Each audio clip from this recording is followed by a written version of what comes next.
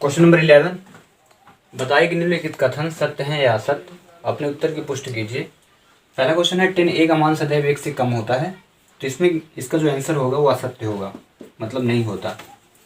अब इसमें रीजन बताना है 10a का मान सदैव 1 से कम होता है तो क्यों नहीं होता। तो देखें क्योंकि 10a दिया है, tan थीटा इज इक्वल क्या होता है, tan थीटा इज इक्वल क्या होता है, लंब बटे आधार। ठीक है, लंब बटे आधार होता है। मान लेते हैं कोई ट्रायंगल ड्रॉ करते हैं यहाँ पे, और यहाँ ए रख दिए, ये बी और सी रख दिए। ठीक है,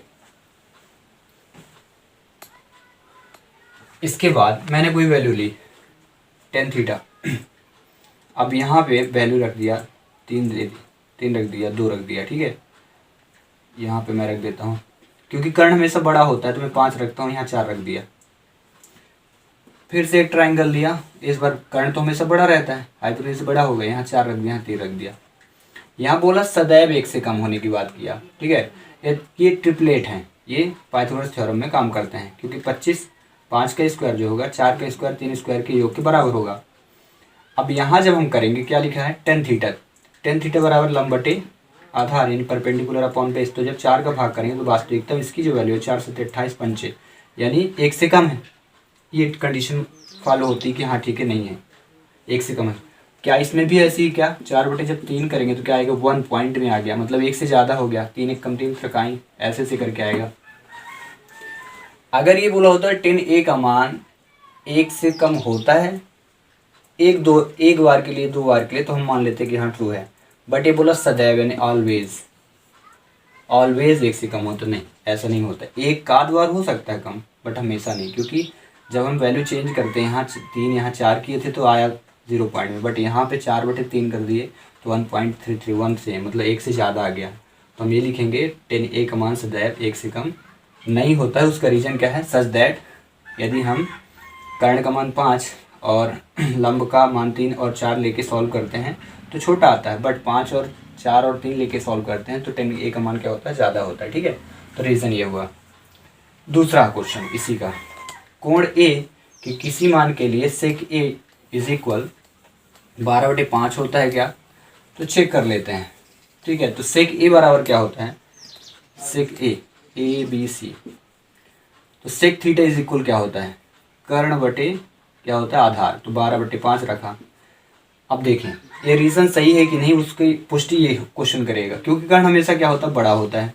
यहाँ बड़ा है और ये 5 है, तो ये ट्रू है क्योंकि कर्ण हमेशा बड़ा होता है। तो जब हम इसको सॉल्व करेंगे पाइथागोरस प्रमेय, तो 12 के स्क्वायर क्या हो जाएगा 144, 5 के स्क्वायर हो जाएगा 25, -25 की, तो BC की वैल्यू आएगी तो 9 और 3 और तो 119 आ गया BC स्क्वायर।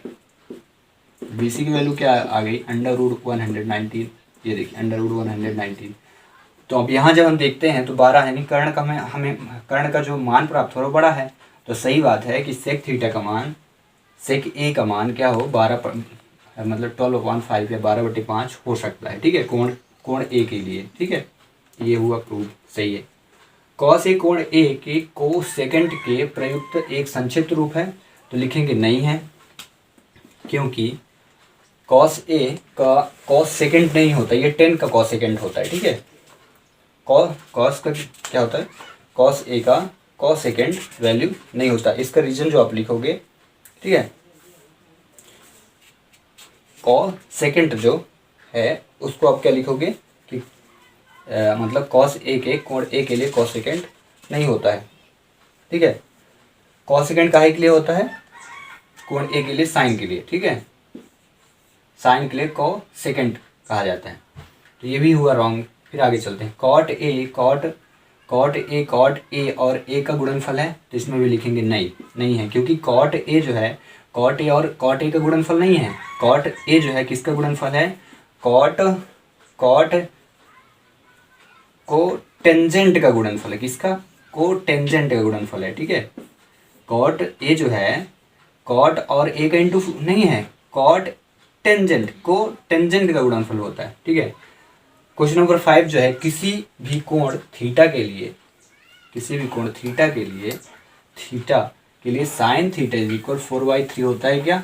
ठीक है, तो चलिए, अगर पाइथागोरस थ्योरम मीन वैल्यू को रखने पे राइट एंगल ट्रायंगल प्रूव होता है तो सही है। तो यहाँ साइन थीटा बराबर क्या होता है, लंब बटे कर्ण। तो 4 बटे क्या हुआ 3। अब देखिए जब यहाँ 4 आया यहाँ 3 तो यहाँ क्या आएगा, पाइथागोरस थ्योरम जब लगाएंगे तो वैल्यू क्या निकल के आएगी, यहाँ थीटा हुआ ABC, यहाँ 5 आ गया। अब ये देखिए ट्राइंगल को क्या कर दिया, राइट एंगल ट्राइंगल को प्रूव भी नहीं कर रहा, क्योंकि समकोण त्रिभुज तब होता है जब कर्ण का मान जो हो लंब और आधार से क्या होना चाहिए, बड़ा होना चाहिए। बट यहाँ हम देख रहे हैं कि कर्ण का जो मान है वो लंब और आधार से क्या है, छोटा है। तो ये क्या हो जाएगा, किसी भी कोण थीटा के लिए 4/3 साइन थीटा इज इक्वल के नहीं होता है। तो ये हुआ रॉन्ग। अंडरस्टूड। तो इस प्रकार से क्वेश्चन नंबर 11 हुआ complete. We will discuss next exercise in next video. Till, thanks for watching.